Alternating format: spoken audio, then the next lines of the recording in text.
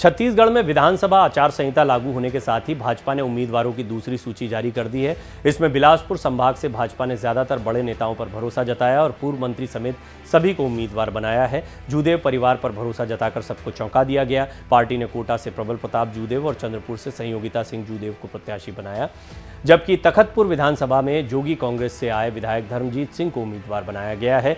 भाजपा की दूसरी सूची के कई नाम पहले से वायरल हो रही लिस्ट के मुताबिक ही रहे हैं। इस सूची के वायरल होने के बाद से बिलासपुर जिले में प्रत्याशियों के खिलाफ माहौल बनाने की कोशिश की गई, खासकर ऐसे नेता जिनका नाम उम्मीदवार के तौर पर सामने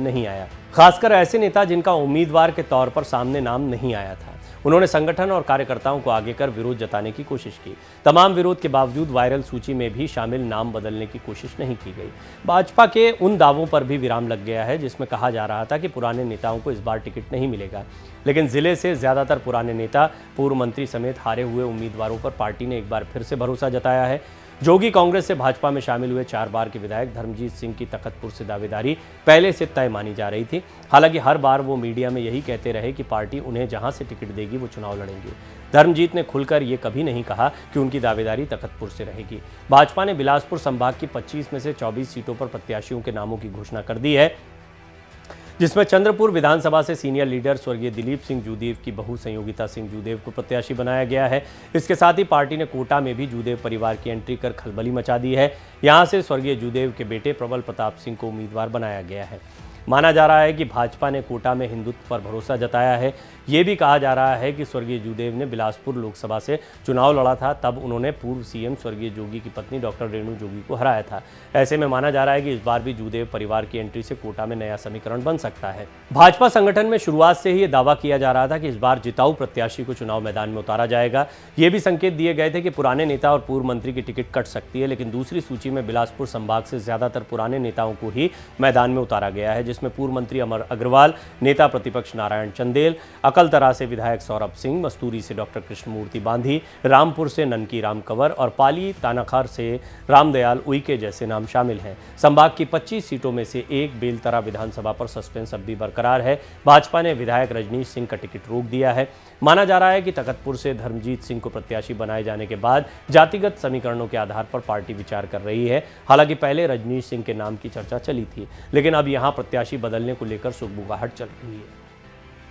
भाजपा प्रदेश अध्यक्ष अरुण साव को लोरमी से इसलिए उतारा जा रहा है क्योंकि यहां साहू समाज की बहुलता है। विधायक धर्मजीत सिंह की जबरदस्त पकड़ है। धर्मजीत सिंह को तखतपुर से लड़ाकर लोरमी से अरुण साव को देने पर भाजपा को फायदा ही होगा। ये भी कहा जा रहा है कि धर्मजीत सिंह यहां के आसपास की सीटों पर अच्छा प्रभाव रखते हैं।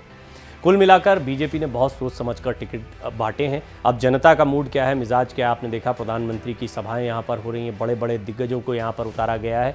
वहीं टिकटों के वितरण के दौरान भी इस बात का ध्यान रखा गया है कि विनेबिलिटी फैक्टर किस उम्मीदवार के साथ ज़्यादा दिख रहा है। जूदेव परिवार पर जैसे भरोसा जताया गया है, उससे स्पष्ट हो गया है कि यहाँ पर एक ही फॉर्मूला चला है। छत्तीसगढ़ में इस क्षेत्र में कौन ज़्यादा मजबूत है।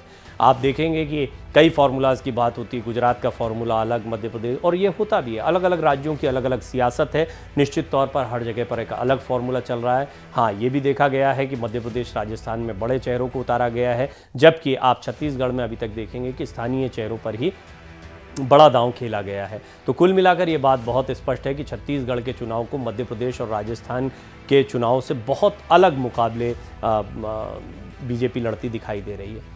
यहाँ पर मुकाबला है भी दिलचस्प, इसलिए भी दिलचस्प है क्योंकि भूपेश बघेल की अच्छी पकड़ हाल के दिनों में छत्तीसगढ़ में देखी गई है। मैं हर एक्सप्लेनर में इस बात को कहता हूँ, ये इंटरनल सर्वे की भी बात है, चाहे वो बीजेपी के हों या कांग्रेस के हों। अब कांग्रेस के लिए एंटी इनकम्बेंसी की बात को अगर हम देखें यहाँ पर, तो आप देखते हैं कि मध्य प्रदेश में बड़ी बात होती है, राजस्थान में बड़ी बात होती है। राजस्थान में गहलोत के खिलाफ यानी कांग्रेस के खिलाफ एंटी इनकम्बेंसी की बात होती है, शिवराज के खिलाफ मध्य प्रदेश में एंटी इनकम्बेंसी की बात होती है। यानी सरकार के विरोध में एक गुस्सा, एक नाराज़गी या सरकार को बदलना, ये जो होता है ये जनता के बीच में आ जाता है, ऐसा माना जाता है। ये पॉलिटिकल भाषा है। एंटी इनकम्बेंसी को अगर छत्तीसगढ़ में देखा जाए तो इसकी बहुत ज़्यादा चर्चा नहीं होती है। हालांकि छोटा राज्य है, 2-4 सीटें भी इधर उधर होती हैं तो मामला इधर का उधर हो जाता है। लिहाजा छत्तीसगढ़ के मुकाबले को एक एक सीट से ही आंकना पड़ेगा। इसीलिए यहाँ पर एक ही फॉर्मूले पर बीजेपी ने काम किया है और दूसरी लिस्ट में भी वो साफ दिखाई देता है कि हर सीट पर फोकस करो, हर सीट पर अलग चुनाव लड़ो।